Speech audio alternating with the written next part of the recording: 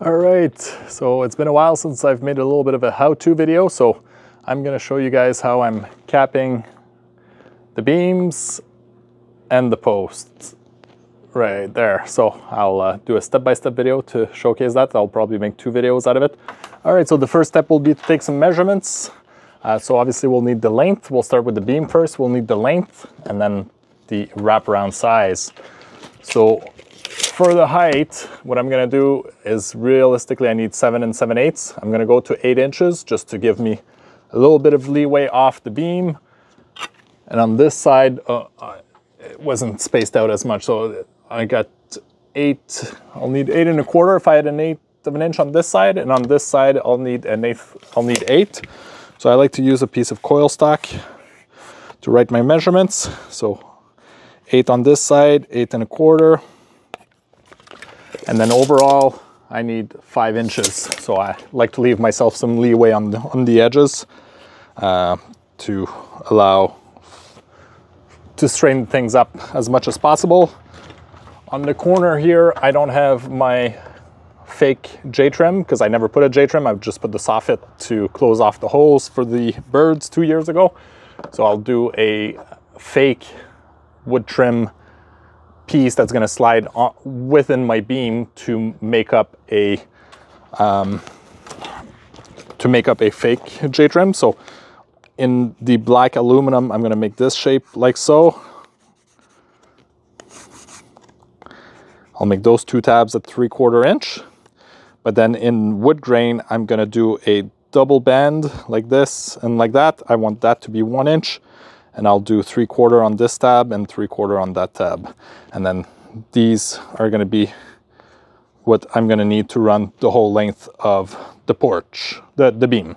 So I'll measure the full length and then we'll go get bending. So you'll notice here, the break was missing 6 inches to make my 176 inch piece. So I thought it would give something a try. So I just got a section of 36 inch moving anvil and hinge.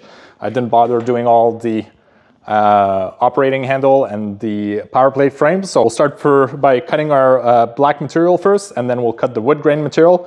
We'll do the assembly and then we'll go install that.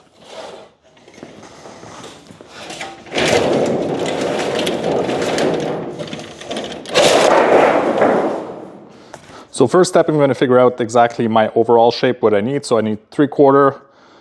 So I need 8 plus 8 1/4 plus 3/4. So that's 9 plus 8 is 17, plus 5 is 22, and 3/4 is the overall size that I need. So I'll start bending that. So I'll trim off 1 1/4 inch off the piece, and then we'll start bending the 2 edges, and then I'll be able to flip the piece over with those 2 bends. So it's going to be more rigid, and then we'll do these 2 inner sizes.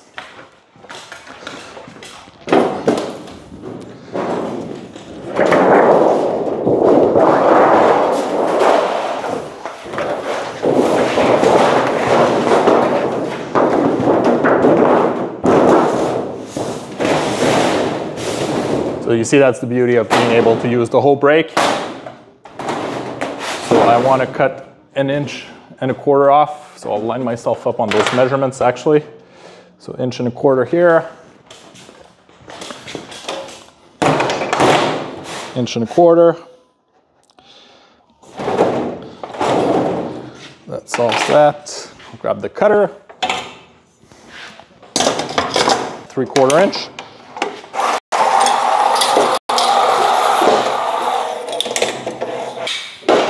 So don't forget, this is almost 14.5 inches long. So we'll go 3/4. So the hinge is 5/8. So I'm going to go 1/8 in front of that. I'll make my bend.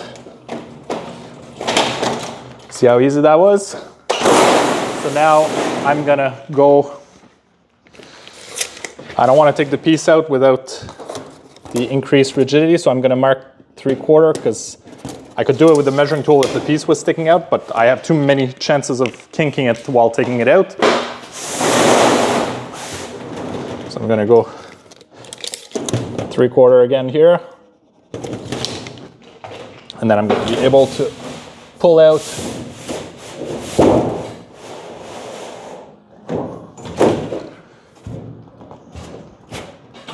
So here I'm at 3/4. I'm gonna go in just a hair bit.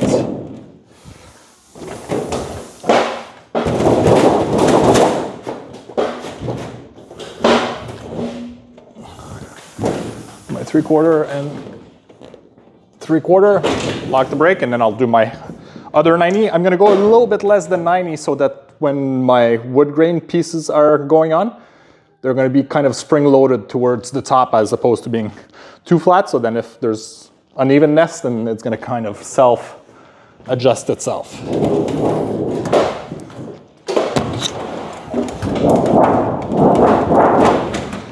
So that's a little less than 90 degrees. And then we're gonna open that up. Now, because of the big jaw, I can slide it in without having to really adjust anything. Now we know that we set on the back end of the house, I'll write back or house side. So on the house side, we need 8 1/4. We're gonna go to 8 1/4 measurement.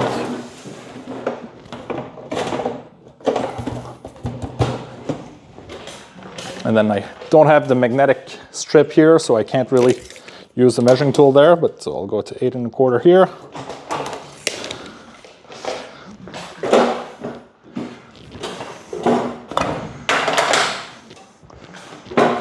I'll move back so that I'm closer to where the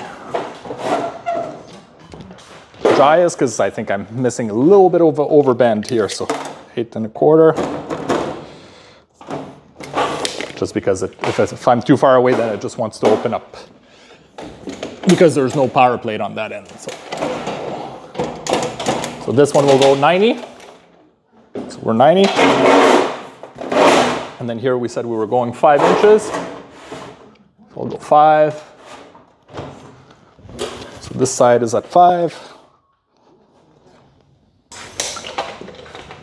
This side is at 5, and then we'll go 5 here as well.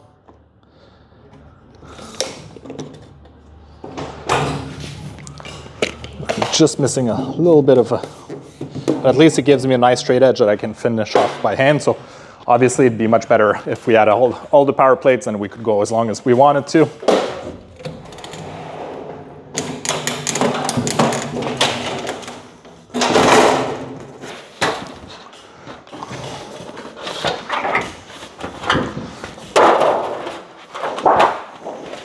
Now we'll fold our wood grain like trim.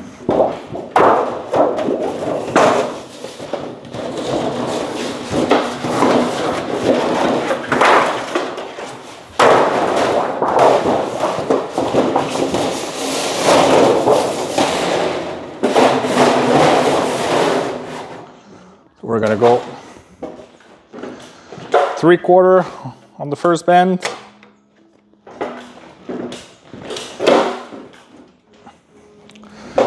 And that will be our hem bend. So we're going to go all the way.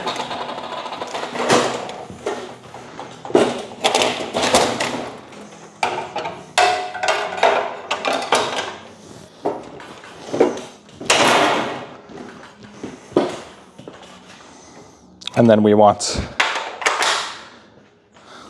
so we went all the way on that piece. And then to finish off that piece, we need 1 inch and 3/4. So we'll pull out to 1 inch and 3/4. And I'm actually gonna cut it with the knife. So I'll go 1 inch and 3/4 on the black cutter offset.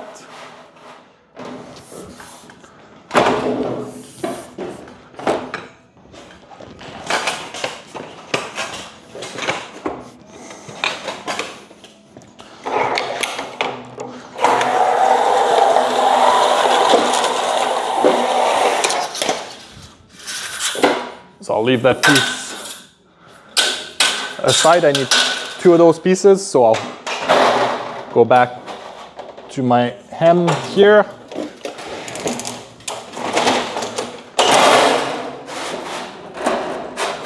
And then we'll go back again to our 2 3/4 mark. or 1 3/4 on the black offset for the cutter offset. Then we'll cut that away, we'll finish crimping, and then we'll do the last tab, and then we'll do the assembly of those pieces to the black piece.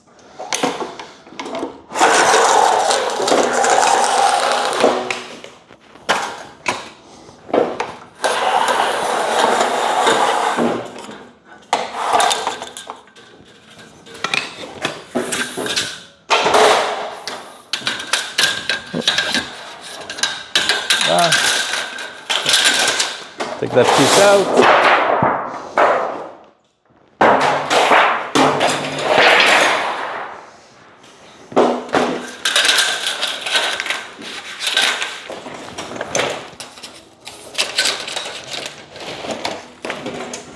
Throw it in like that, and then I'll reinsert it in the brake to do our 1-inch reveal.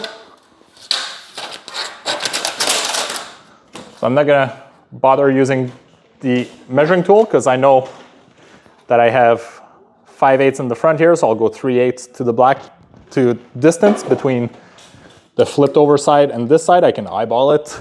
It's more than precise enough for what we're doing. So I'll make sure I have a 1-inch overall sticking out.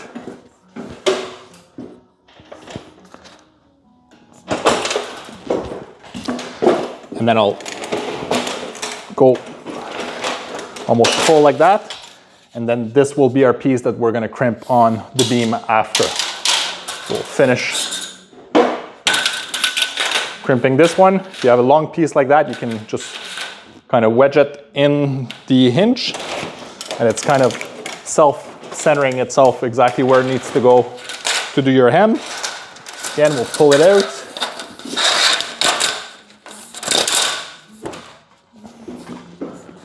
Again, we'll make sure that we have about 3/8 sticking out.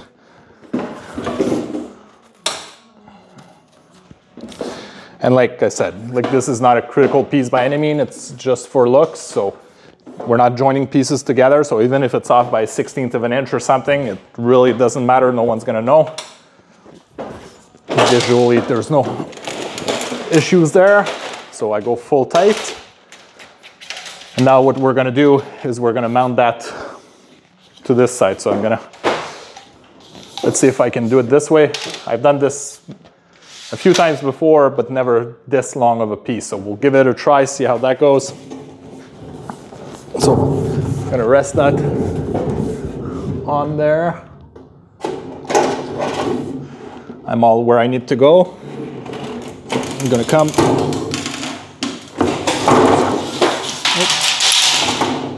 Make sure it's squished everywhere.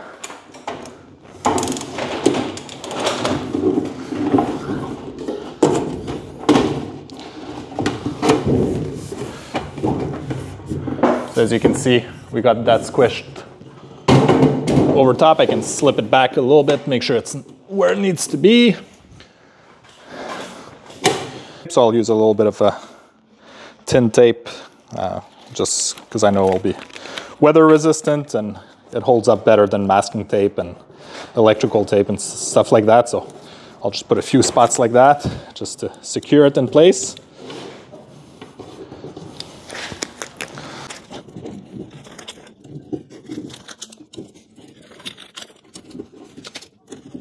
Insert the wood trim piece in the brake, and then we'll flip the piece over.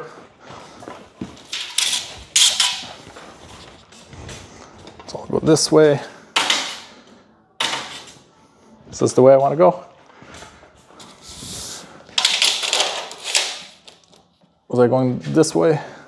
Oh yeah, I'll be able to do it this way. So if I do it this way, I can just, let's see if I can rest that in and just crimp that in place without having to flip everything over. Otherwise yeah, I think that might actually work. So it's gonna save me having to juggle everything around. So let's, no, I'm gonna kink it. So I'll play it safe, I'll go on the other way. So I'll have to finish that off. So flip this like that. And then I'll flip that over. And then we'll be able to crimp it up.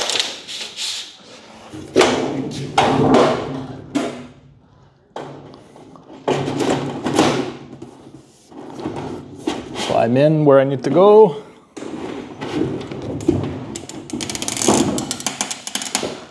All looks good.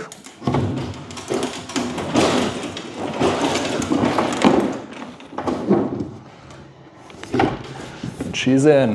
So I'll just make sure it's pulled in nice and tight where I want it to be.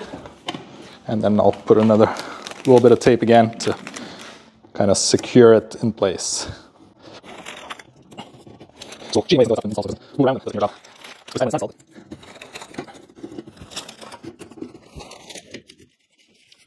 All right, so I brought the bent beam in the back here. We're gonna trim it to length and then we'll install it. I personally like to work on 2 garbage cans because it doesn't damage the aluminum because they're plastic. And then whenever I cut my pieces off, I can dump them right away in the garbage bins. And the height is not too bad, it could be a little bit taller, but the other thing that I'm gonna do is I'm gonna fold out one end. So I'm gonna create a tab here, a tab on the bottom and on the side, so that will give rigidity and nice straight lines for when we do our finishings for the boot around the post. It's gonna give us a nice straight line so that it's easier to finish off, and I'll add that rigidity to that. Once that's done, I'm gonna replicate I'm gonna measure the actual length that I need. I'll take off about 1/8 of an inch so that I don't fight with it putting it up. And then I'll bend the other end as well with the same fashion, and that'll give me a few spots to nail as well. So we'll get started on that.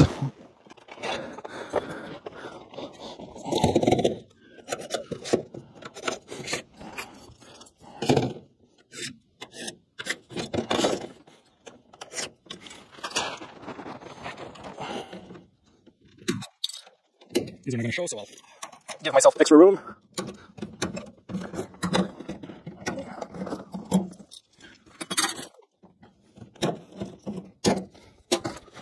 I'll fold it down.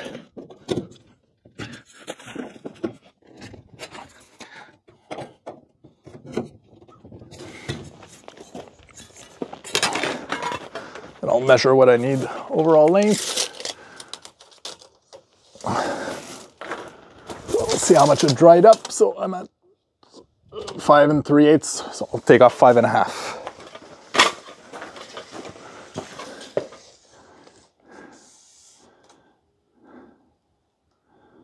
Let's see. 172 1/2 is what I'm gonna need. So I'll hook up on that end, mark 172 1/2, and I'll trim the excess.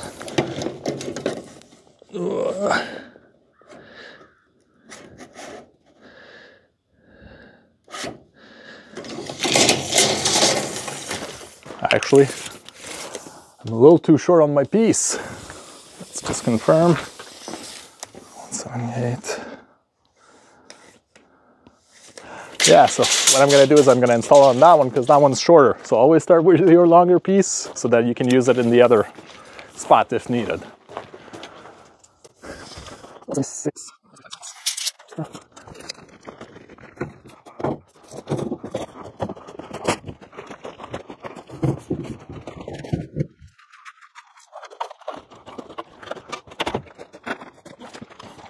So this is why you should always go with your longer piece, because I'm missing a 1/2 inch to do my tabs. I could have gotten away, but since it's gonna fit here, I won't ruin it. So I'll take off 5 1/2 again on this side. So 170 and 3/8 will be my overall size.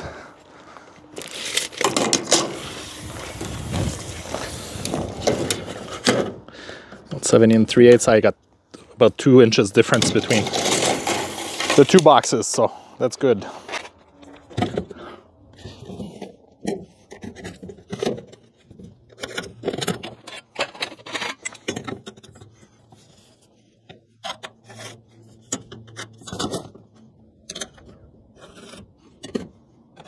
Okay, trim that up again.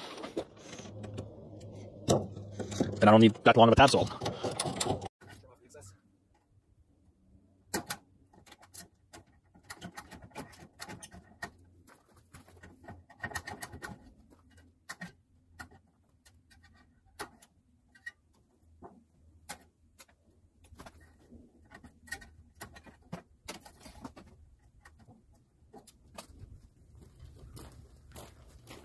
bring you guys in to kind of show how I do it. So as you'll see here, I draw my lines down here to give me a square edge all along. Oops. The square wouldn't fit in properly, so I could have either taken a piece that was 5 inches wide, but what I like to do is sometimes take that folding tool and then you do 2 lines. So that gives you a square, and then you do your square off that line to ensure that everything is nice and flush. And then when I cut on a 45 or so like that, so then it makes it easy to line yourself up. You just go with the folding edge like that, and just bend like so. So it kind of stops where it needs to stop. It's kind of hard to do with one single hand, but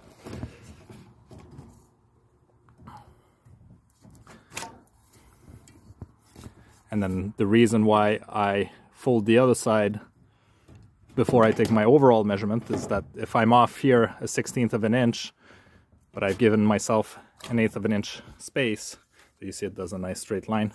We're working on new better hand folders, so that should be coming up in a few months or a year. So that's basically how I finish off my ends.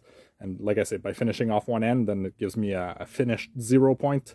That if I screw up, I only screw up on one end, as opposed to screwing up on 2 ends and then it doesn't fit, or because it's too tight. So it's just a little bit safer that way. So make sure that I got the house side facing the house.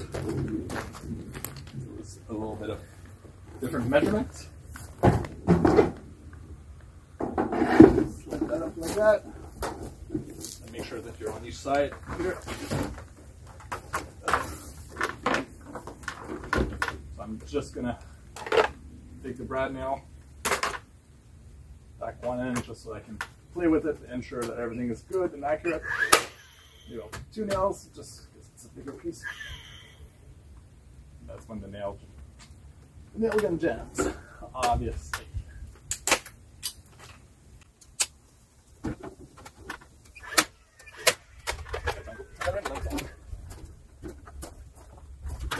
Could have put 2-step ladder, but a bit smarter.